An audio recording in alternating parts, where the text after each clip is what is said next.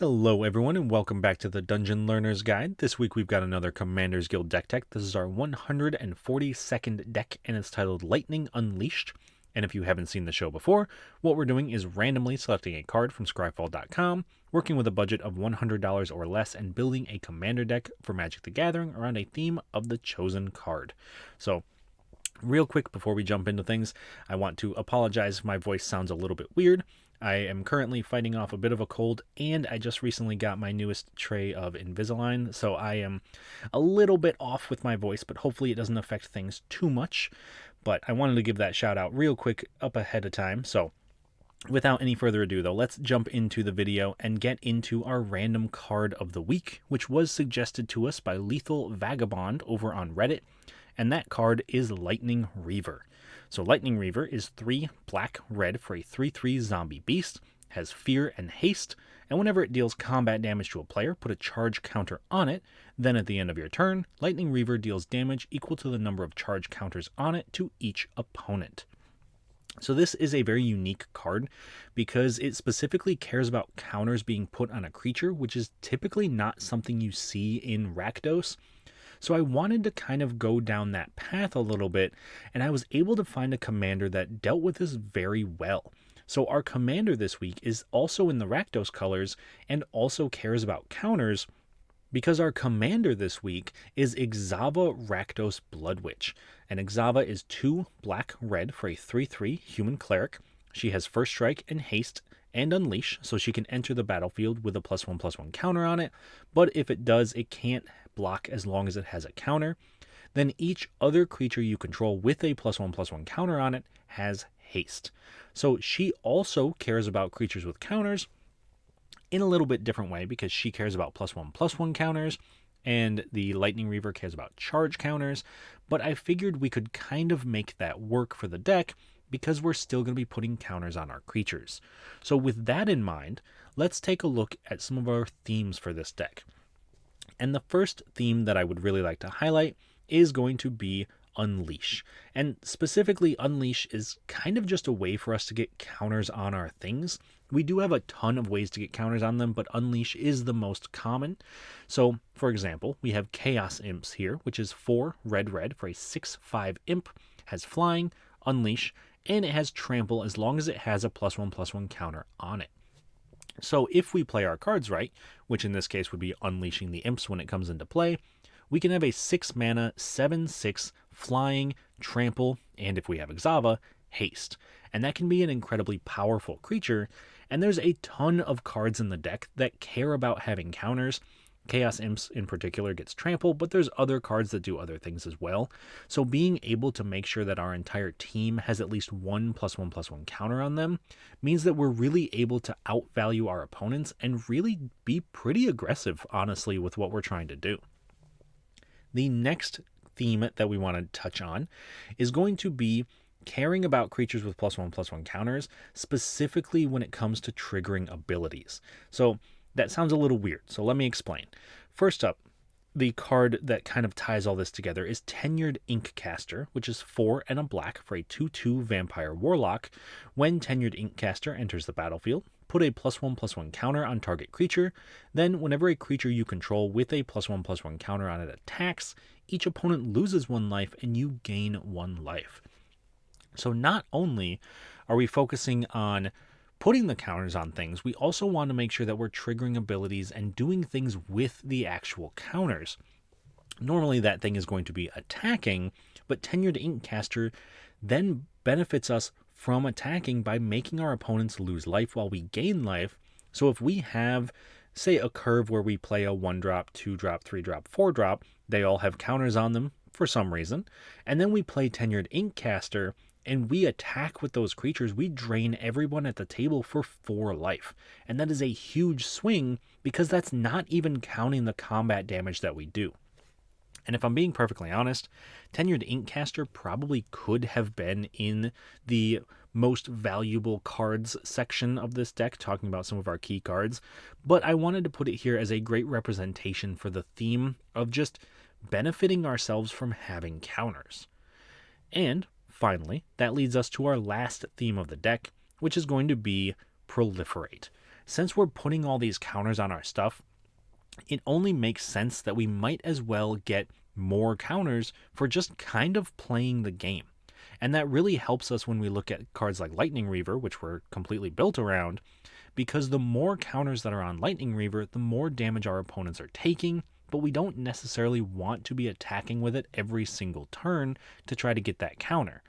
Being able to proliferate lets us increase the counters on Lightning Reaver, or any of our other creatures, for really no value at all. So a good example of this is Volt Charge, which is 2 and a red for an instant.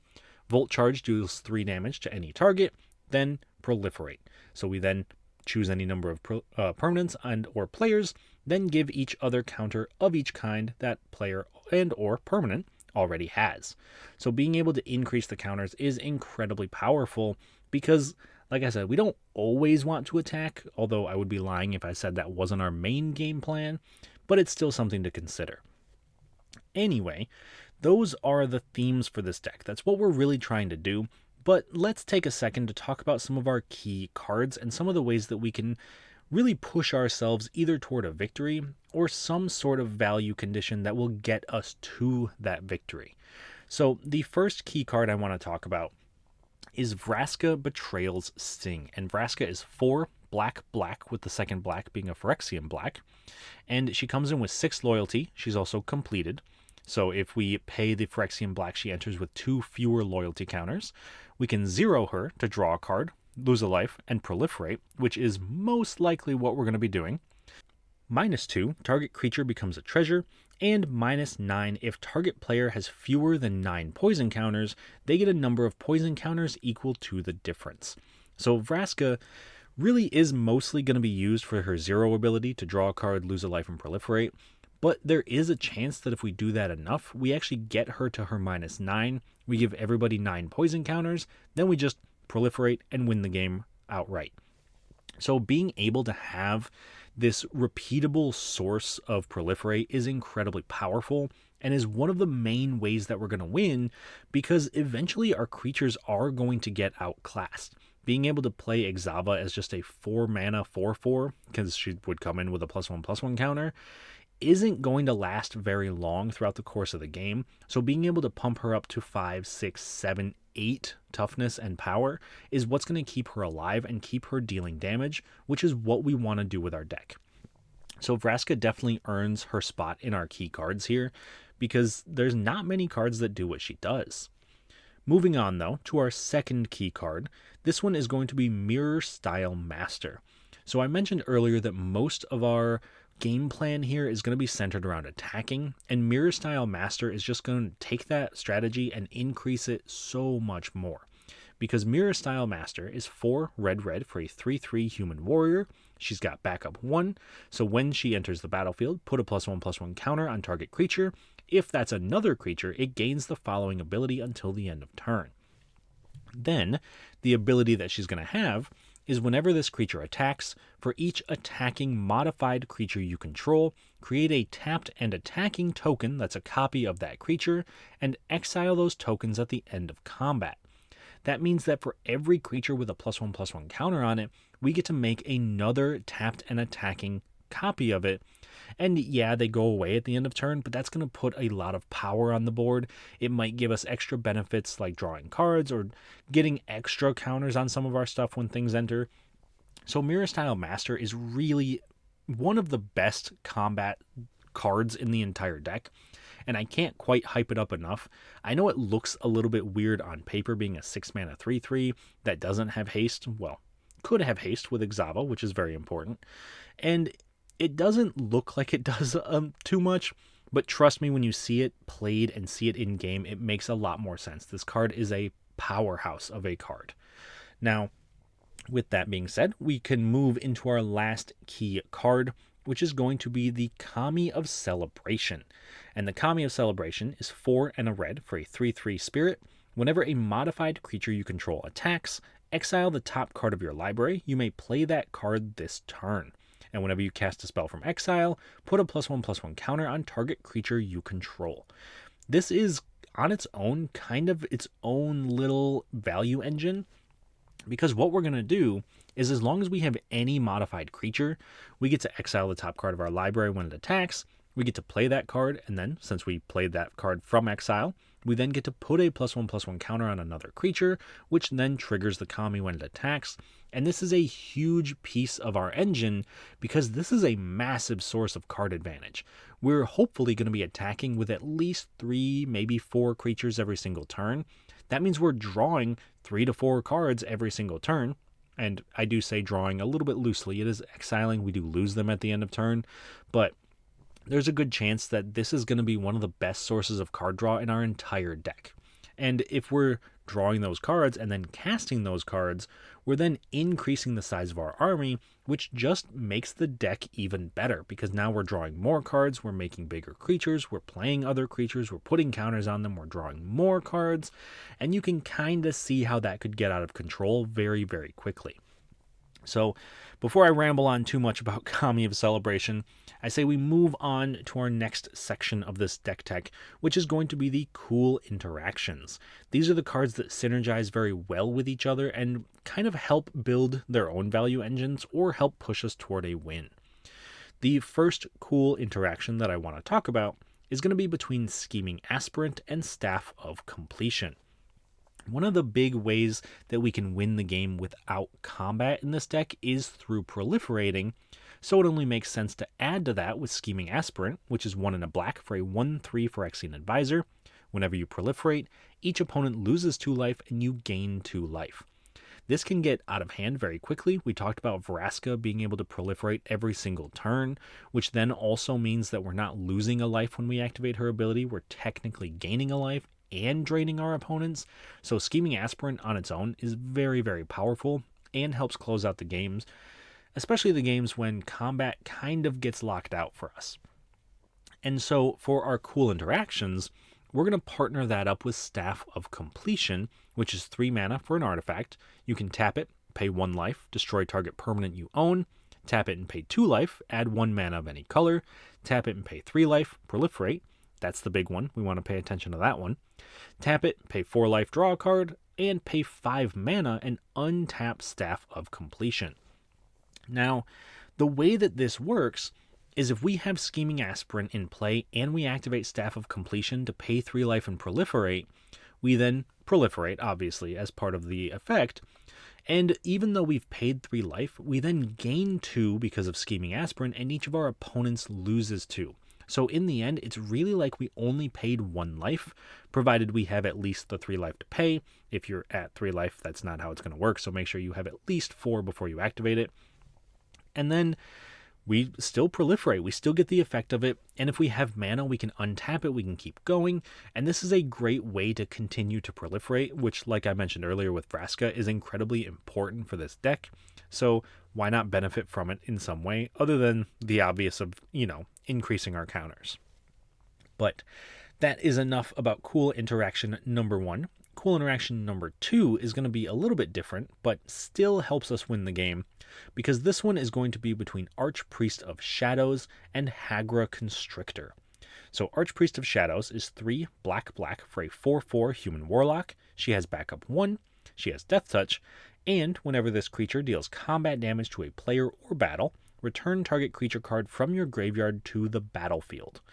Then, if we partner that up with Hagra Constrictor, which is 2 and a black for a 0/0 snake that enters the battlefield with 2 +1/+1 counters, it gives each creature you control with a +1/+1 counter on it Menace.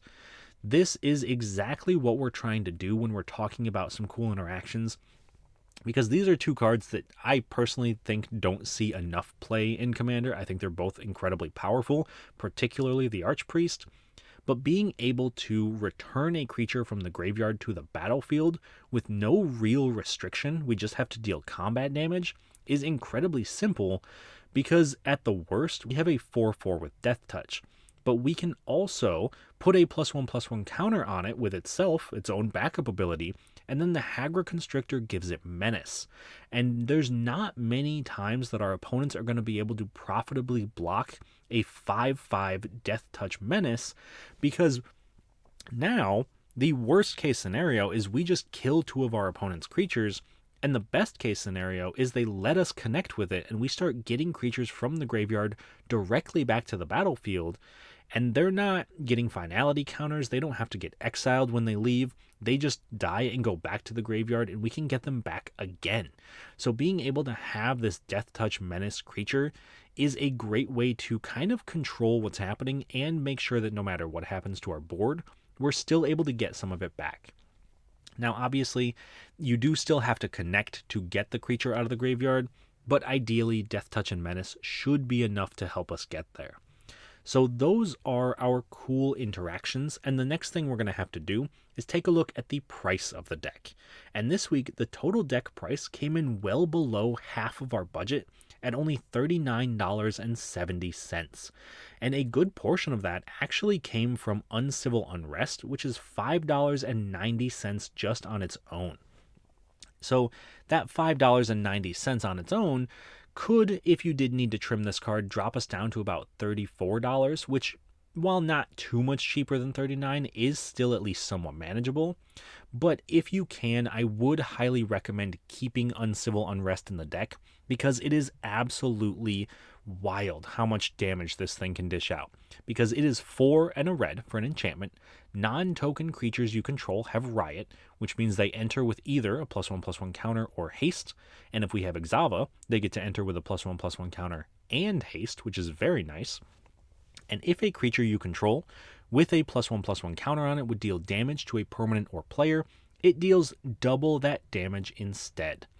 This is, one, very powerful when we're talking about swinging out with a board full of +1/+1 countered up creatures, because we're just doubling the damage we do, but it doesn't specify that it has to be combat damage. There are ways in this deck to have our creatures deal damage to our opponents, and if we can do that without having to attack, we still get to double the damage with Uncivil Unrest. So I do think overall, this is an incredibly powerful card, and if it hadn't been the most expensive card in the deck, I would have put it in the key card section. I do think it's just that good. So I would highly recommend keeping it in if you can. However, if you do need to trim it, I do understand. It would make it at least a little bit cheaper. On the other hand, though, if you're looking for a card to actually put into the deck that would be out of budget, although that's a little bit of a mistake, I suppose. It's technically not fully out of budget, because to be out of budget, it would have to be over $60, and it is certainly not that. But it is at least more than I wanted to spend on the deck. Then let's talk about a card that you could throw in instead. The card that I would recommend putting in if you have the budget for it is the Ozolith, because the Ozolith is 1 mana for a legendary artifact. Whenever a creature you control leaves the battlefield, if it had counters on it, put those counters on the Ozolith, and at the beginning of combat on your turn, if the Ozolith has counters on it, you may move all counters from the Ozolith onto target creature. Now, unfortunately, the Ozolith is a massive $26.97, which is more than half of our current deck's budget. So you could put it in, but I didn't want to spend that much money on just a single card, particularly because I sometimes like to put out super budget decks, and I thought this would at least get kind of close. But obviously, if you can squeeze the Ozolith in, it's a huge improvement, because now you're kind of protected from board wipes. You're able to, rack up a whole bunch of counters on all of your creatures, be able to stack them all up, and if someone board wipes, then you put them on the Ozolith, you play another creature, you just put all those counters onto that creature, which, if it's something with haste, or you have Exava out there as well, you just keep hitting people for a ton of damage, even though they just wiped your board, which is super, super powerful. And so, obviously, if you're going to put a card into the deck, then you do have to take a card out of the deck. And the card that I would recommend taking out is actually Glistening Sphere, which is 3 mana for an artifact, enters the battlefield tapped. When it enters the battlefield, Proliferate, tap, add a mana of any color, and it has Corrupted, tap, add 3 mana of any one color, but only if an opponent has 3 or more poison counters. This looks like a weird card when I would suggest what I would replace, but let me explain myself a little bit here. First, it's a 3 mana rock that enters tapped, which is not the best, especially when we want to be pretty aggressive. It's hard to argue that our 3-drop slot should go to a tapped mana rock. It does proliferate though, which is nice. And the only real benefit we could get is if it would tap for 3 mana of any color, but we only get that if an opponent has 3 or more poison counters, and there's not going to be a ton of times when that's going to happen. Most of the times when our opponents have poison counters, it's because we gave them maybe one by accident somewhere, and then we can kind of proliferate it, but we're not trying to get to 3 poison counters, which means that most of the time this is just going to be a tapped 3 mana rock that makes 1 mana. And that's not really what we want to be doing, especially when compared to the Ozolith, which is so much more powerful with everything we're doing. So that is my reasoning for taking it out. If you disagree with me, I would love to hear an argument for why we should keep it in, because I was a little on the fence with it, but, had to make some cuts for the Ozolith, of course. So that is overall our deck for this week. And before we get into a game where we can kind of show off what this deck is capable of, I do want to take a second to highlight some of the ways you can help support the channel if that's something you're interested in doing. So as always, you can like the video and subscribe to the channel. That does help out a lot. We are incredibly close to 900 subscribers, and I'm really trying to push to get us to 1,000 before the end of the year. I don't know if we're going to make it, but you can always help us get there if you're interested. And if you're not, you can always just find us over on Twitter, Reddit. You can send us an email. If you ever have any suggestions for future videos, like this one was actually a suggestion, you can put them in the comments of the video. You can send them to me on Twitter, send them to me on Reddit. You can send them to me over email. I try to check all of those as much as I can because I love getting the suggestions. I love seeing what people want cards to be built around, and then also seeing if it matches kind of their own expectations. It's a ton of fun. Plus, then I get to build a lot of the decks with my Discord, which is also a ton of fun. Which, speaking of the Discord, if you're interested in getting a little bit extra from me as a thank you for your support of the channel, you can find us over on Patreon, patreon.com/dungeonlearnersguide, and right here on YouTube as a channel member, which is linked on the screen, but it's kind of a long URL, so it is also in the description, along with everything else I'm talking about. And if you would like to join the amazing people listed below, you can find us over on those 2 places, where once you've joined one of those, you'll get access to the deck lists a week early. You'll get the guarantee from me that any card you suggest will be turned into a video for this channel eventually. I'll be honest, it might take me a while. I do tend to get kind of backed up once in a while, but I will get to it. And you'll also get to join a Discord where we brew up a lot of the decks and also play the games that happen on this channel. So if you've ever wanted to be in a game on the channel, that is a great way to do it. You'll also get the one of the cards of the week sent to you every single month as a thank you for all of your support. And of course, also the unedited gameplay videos, so you can hear the players having a good time talking amongst themselves, and maybe also a little bit of trash talk here and there. So if that's something you're interested in, please do check out the Patreon or right here on YouTube as a channel member. And you can join the amazing 11 people listed below, such as William Swiftfoot, Doodle, Calvin Schmidt, Eric Hui, Jeff Winger, Jeffrey Boos, Salty and Sunshine, Tyler Esme, Sven von Nimwegen, Patty Whack, and Richard. So to all of you, thank you all so much for all of your support. And I think I've rambled on enough about ways to support the channel, so let's get into the game, shall we? So as always, we got to test out how this game works, because we can talk about the deck as much as we want, but there's no way to know how it actually performs until we try it out. So this week, we are going to be joined by Doodle, playing Spirit of the Night, Jason playing Lazav Demir Mastermind, and Bilal playing Baloth Bartiril, Entertainer, and Raised by Giants. So starting off with Doodle and his Spirit of the Night deck, this is a deck that he has talked about quite a bit in our Discord, so I am very much looking forward to playing against it. This is kind of like I don't necessarily want to say pox, because it's not quite that, but pestilence might be a better term for it. His goal is really just to make sure that his opponents have no creatures on board, so he is able to swing in with Spirit of the Night and just kind of clean up the game. And that makes it even more impressive because cards like Pestilence are black and do 1 damage to each creature and each player, and since Spirit of the Night has protection from black, it can't actually take the damage from it. So he's able to keep his creature while eliminating everybody else's, which sounds like a super cool concept for a deck, and I am very excited to see how it goes. And honestly, I'm kind of excited to see how he's planning to cast his 9-drop commander in mono black. My guess is Cabal Coffers, but you never know. Maybe he's got a trick up his sleeve. Next, though, we have Jason playing Lazav Dimir Mastermind, and this is kind of what it looks like. It's a little bit of clones, it's a little bit of mill. He wants to essentially mill his opponents so that he can clone what he puts into their graveyards, and then he plays a ton of other clones as well, like Phyrexian Metamorph, so that he can then copy his opponent's creatures if they're already in play, and then also copy his own creatures as well if he's able to get any big creatures into play. So this is one I'm not 100% sure what to expect. Honestly, I think it kind of depends on what his opponents are playing. I don't think Doodle has a ton of creatures.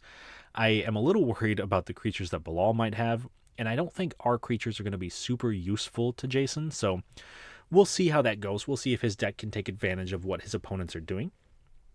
And then finally, we have Bilal playing Baloth and Raised by Giants. So Baloth is going to be goading all of Bilal's opponent's creatures if they have less power than Baloth, and thanks to his background of Raised by Giants, Baloth is always going to have power and toughness 10-10, meaning that any creatures in play with 9 or lower power are always going to be goaded if Bilal has his 2 commanders in play. Now, I've played against this deck before. It is a powerhouse of a deck. Being able to just kind of goad everything in play without a ton of actual cards or being able to spend mana or anything like that means that Bilal can kind of just clean up once his opponents have taken each other out, which is definitely a concern with this deck. We are a very aggressive deck, but I don't necessarily know how often we're going to get 10 plus power creatures. So we'll see how that goes. I think out of all the decks at the table, that is the one I am most concerned about. If you think I should be more concerned about a different deck, please do let me know down in the comments. Otherwise, please do like the video, subscribe to the channel, and I say we get into this deck and see how we can do in a game. So let's give it a shot, and I'll talk to you all once it's done. At the start of the game, Doodle goes first, followed by Jason, myself, and then Bilal. On Doodle's first turn, he plays a Swamp and casts Wayfarer's Bauble. Jason plays a Shipwrecked Marsh. I play a Mountain, then cast a Soul Ring, and also cast a Charcoal Diamond. Bilal plays a Myriad Landscape. Doodle plays a Swamp. Jason plays an Island and casts Dimir Signet. I play a Mountain and cast Mind Stone, then cast my commander Exava Rakdos Bloodwitch, unleashing her so that she enters with a +1/+1 counter but can't block. Then she also gives all my creatures with +1/+1 counters haste, and I move to combat, attacking Bilal for 4.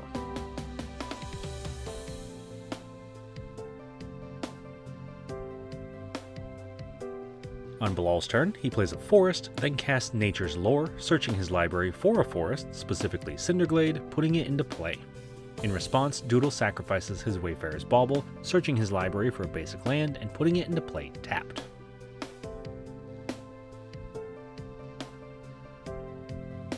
Doodle plays a Myriad Landscape and casts Sign in Blood, drawing 2 cards and losing 2 life.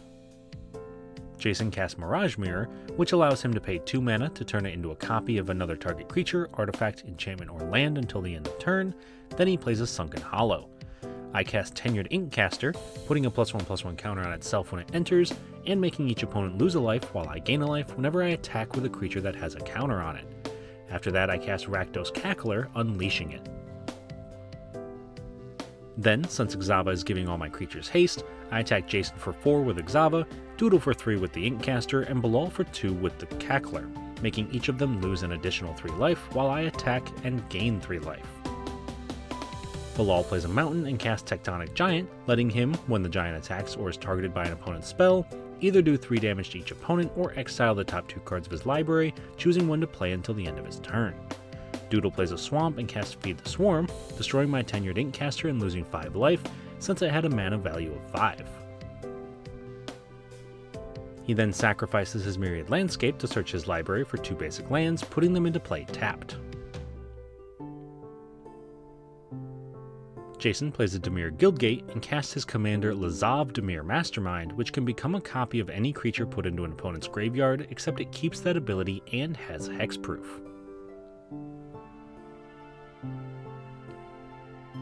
I play a swamp and cast Garna Bloodfist of Keld, letting me draw a card when an attacking creature I control dies, or making each opponent take a damage when a non-attacking creature I control dies. I move to combat, attacking Jason for 4 with Exava and Doodle for 2 with the Cackler. Bilal plays a Rockfall Veil and casts Batterskull, creating a 0/0 Germ token that is automatically equipped with it, so the Germ gets +4/+4, Vigilance, and Lifelink. Doodle plays a Cabal Coffers and casts the Meathook Massacre for X=4, giving all creatures -4/-4. In response, I cast Grim Affliction to put a -1/-1 counter on Bilal's Germ and Proliferating, and this puts Exava to 5 toughness, so she survives the board wipe.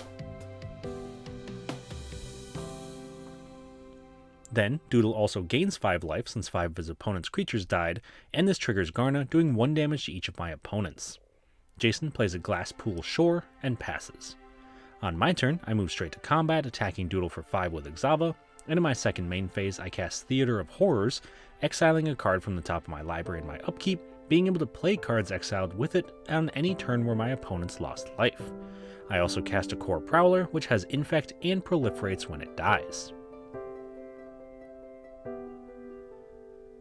Bilal plays a forest and casts Wood Elves, searching his library for a forest, putting it into play. Then he also sacrifices Myriad Landscape, searching his library for 2 basic lands, putting them into play tapped.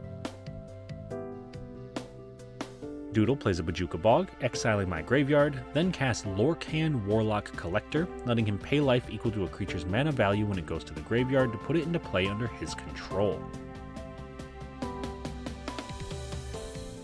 At the end of turn, Jason casts Fact or Fiction, revealing the top 5 cards of his library, letting Bilal split them into 2 piles before he chooses one to put to his hand and the other pile to put into his graveyard. Bilal then puts all the cards in one pile, letting Jason put Clever Impersonator, Phantasmal Image, Rapid Hybridization, Commander Sphere, and Mind Grind into his hand. On Jason's turn, he casts Commander Sphere and Swiftfoot Boots, then passes. In my upkeep, I exile Myriad Landscape with Theater of Horrors, and attack Bilal for 5 with Exava, but he blocks with Wood Elves, killing it and taking no damage, while Doodle gains a life from the Massacre. In my second main phase, I activate Theater of Horrors, doing 1 damage to Doodle and letting me play the Myriad Landscape. Bilal plays a forest and casts Hornet Queen, making 4 1/1 insect tokens with flying and death touch when it enters the battlefield. Doodle plays a swamp and casts his commander, Spirit of the Night. He then casts Commander's Plate and equips it to Spirit of the Night, giving it protection from all colors except black, but before that can resolve, Jason casts Rapid Hybridization, destroying the spirit and giving Doodle a 3/3 Frog Lizard token instead, making each of Doodle's opponents lose a life. He then moves to combat and attacks Jason for 6 with Lorcan.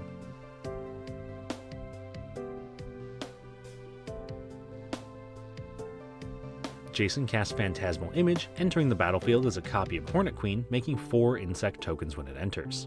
In my upkeep, I exile Voldaran Thrillseeker with Theater of Horrors, play a Castle Embereth, and cast Tawashi Guidebot, putting a +1/+1 counter on itself and letting me tap it and pay 4 mana, minus the number of modified creatures I control, to draw a card. I move to combat, attacking Doodle for 5 with Exava, but he blocks with his frog, killing it, making each opponent lose a life and taking no damage. In my second main phase, I sacrifice my Myriad Landscape to search my library for 2 basic lands, putting them into play tapped. Bilal casts his commander Baloth Bartiril Entertainer, goading all creatures his opponents control with power less than Baloth's, which is currently 2, and also making Bilal a treasure token when an attacking or blocking goaded creature dies. Doodle plays a swamp and casts Vilis Broker of Blood, letting him draw cards equal to any amount of life he loses, but in response, Jason casts Psychic Strike, countering the demon and making Doodle mill 2. Once that resolves, Doodle casts Screams of the Damned, letting him pay 2 mana and exile a card from his graveyard to do 1 damage to each creature and player. He immediately activates it, exiling Vilis from his graveyard, doing 1 damage to each creature and player, killing all the insect tokens, and before all the creatures die though, Jason activates Mirage Mirror, turning it into a copy of the Meat Hook Massacre. This results in Doodle gaining 8 life and losing 4, Jason gaining 4 and losing 4, and then Bilal and I both lose 4. On Jason's turn, he recasts his commander Lazav, immediately equipping him with Swiftfoot Boots to give him Hexproof and Haste. He moves to combat, attacking Doodle for 2 with Hornet Queen, then, at the end of turn, I activate Tawashi Guidebot to draw a card. In my upkeep, I exile Lightning Reaver with Theater of Horrors, then I play a Castle Lochthwain and attack Doodle for 5 with Exava, and he blocks with Lorcan, but, before the damage, I activate Castle Embereth to give my creatures +1/+0 until the end of turn, killing Lorcan but doing no damage to Doodle. It does, though, do 1 damage to each of his opponents, while Jason has Lazav become a copy of Lorcan.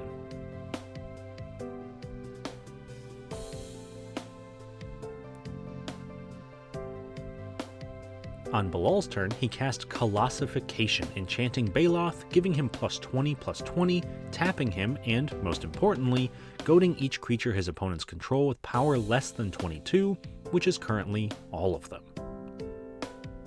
On Doodle's turn, he cast Harvester of Souls, letting him draw a card whenever another non-token creature dies. He then activates Screams of the Damned twice, doing 2 damage to each creature and player, and in response I activate the Guidebot, drawing a card, then both Hornet Queens and my core Prowler die, letting me proliferate while Doodle gains 4 life and draws 4 cards. He then plays a Swamp and equips Harvester of Souls with Commander's Plate, giving it protection from everything except for black. Jason plays a Command Tower and attacks me for 6 with Lazav. At the end of turn, I activate Castle Lochthwain, drawing a card and losing life equal to the number of cards in my hand, which is 3. In my upkeep, I exile a Mountain with Theater of Horrors, then attack Jason for 6 with Exava, but before damage, Jason activates Mirage Mirror, turning it into a copy of Harvester of Souls, blocking Exava, killing the mirror, and letting Doodle draw a card and gain a life.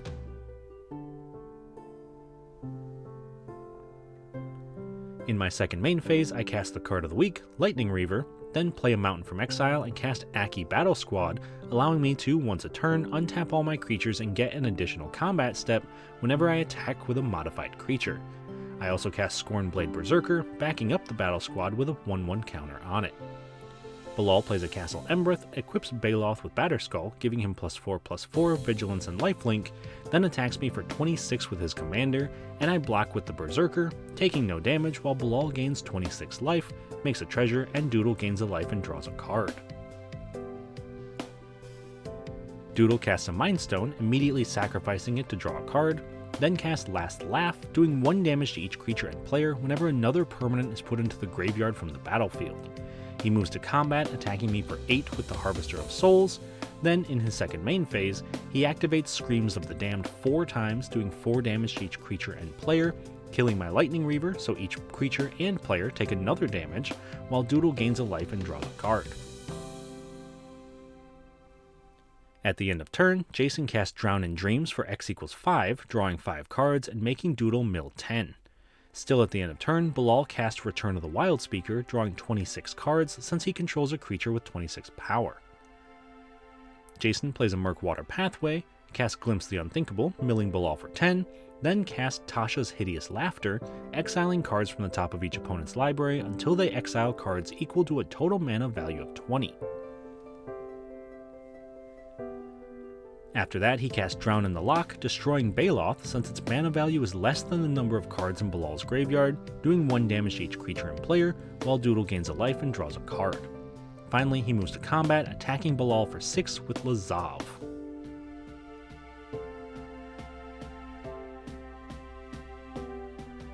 In my upkeep, I exile Murek Nightblade with Theater of Horrors, and cast Consuming Aetherborn, backing up Exava, putting a +1/+1 counter on her and giving her lifelink until the end of turn.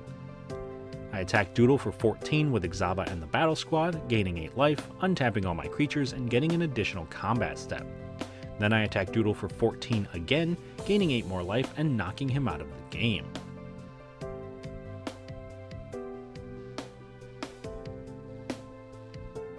In my second main phase, I cast Thrill Kill Assassin, unleashing it, And finally, I cast Mirek Nightblade, giving all my creatures with +1/+1 counters Death Touch.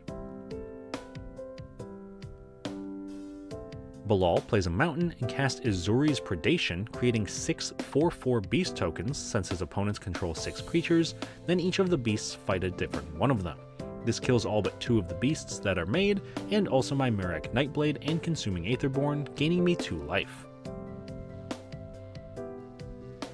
He also casts Shadow Spear, and at the end of turn, Bilal discards to hand size, allowing Jason to turn Lazav into a copy of Atali Primal Storm. On Jason's turn, he plays a Temple of Deceit, scrying 1, and activates Mirage Mirror, turning it into a copy of Shadow Spear, letting him equip it to Lazav, giving him +1/+1 and lifelink.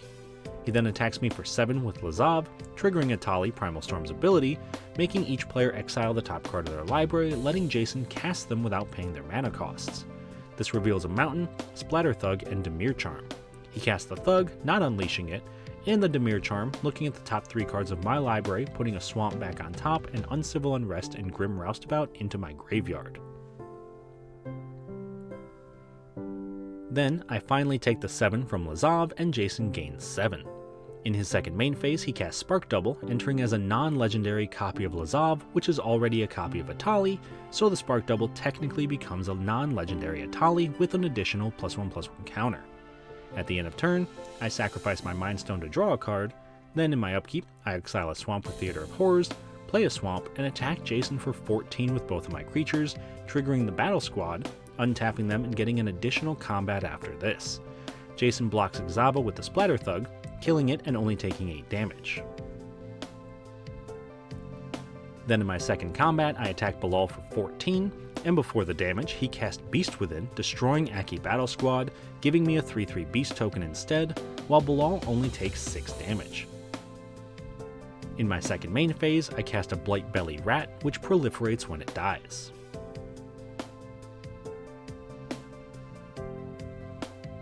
Bilal plays a Karplusan Forest and casts Karlach, Fury of Avernus, letting him untap all his attacking creatures, give them first strike, and get an extra combat step whenever he attacks for the first time each turn.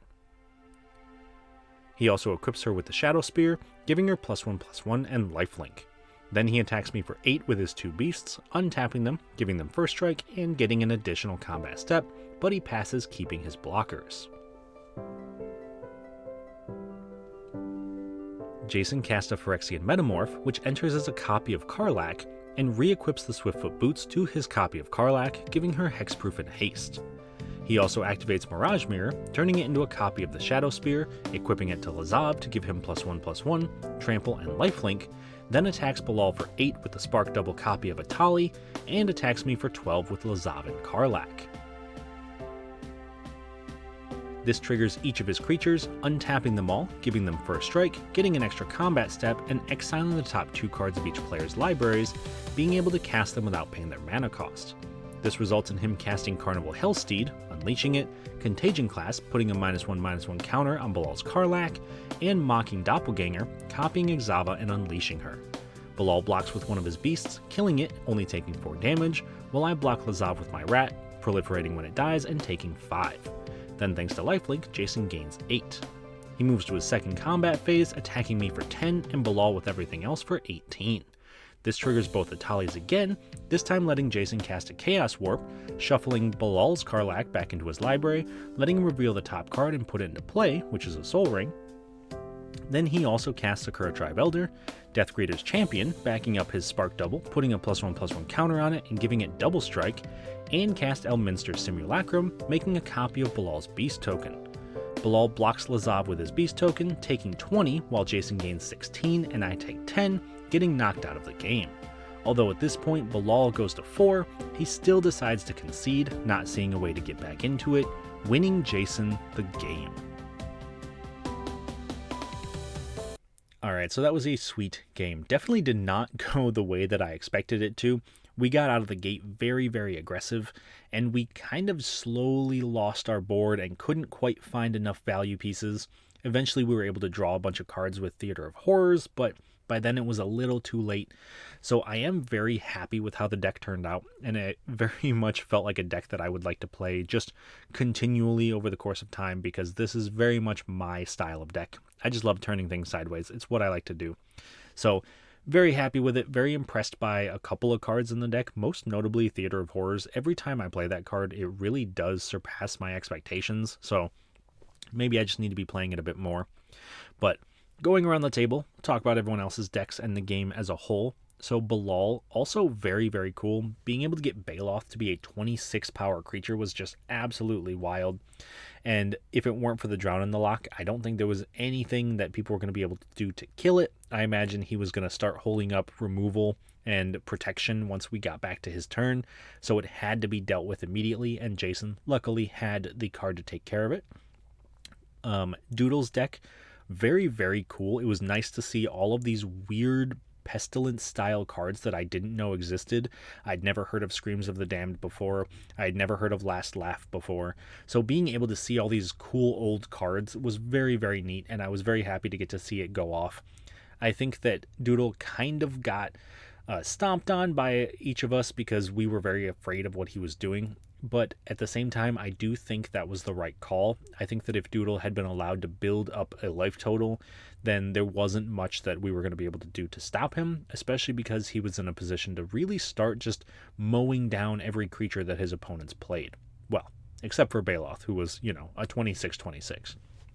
But moving on then to Jason, the winner of the game, really benefited from what his commander wanted to do. He was able to mill his opponents into things that could potentially hurt them and help him. And as weird as it is, it actually wound up being Bilal's card draw that wound up winning Jason the game. Because if Bilal hadn't drawn so many cards, he wouldn't have had to discard at the end of his turn and give Jason a copy of Atali, which then copied a bunch of other stuff and let him steal a bunch of people's creatures. So it was kind of a snowball effect that wound up winning Jason the game, but it was super cool to see. You don't normally see Lazav snowball like that. It, at least in my experience, tends to take one creature that it sticks with for most of the game. But being able to hit Atali and then a non-legendary Atali and then being able to just get a ton of value was super, super cool. So very nicely done by Jason.